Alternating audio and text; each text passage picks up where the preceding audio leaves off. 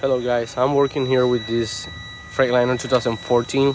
We install a DF awning on, and basically with this troubleshooting with this article, it wants you perform a DF dosing 3 times, and then part regeneration with the DF doser disconnected to eliminate all the DF deposits.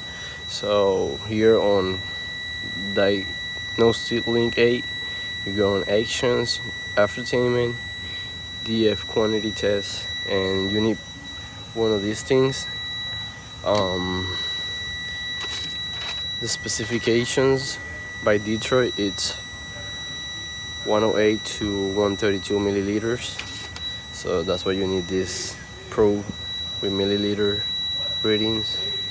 I will put this on the DF injector. I'll show you guys how. To install the DF awning, you need to pull the DF filters out. So this is how you do it. I just put this on here like that.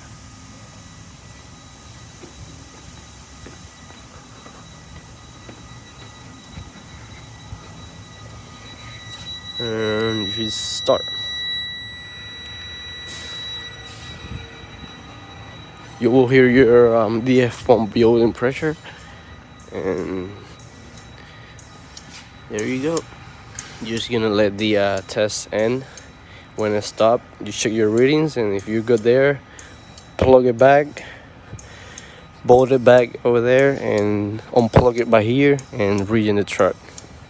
That will burn the DF SS crystallization inside the one box. So it's like running a dry regen.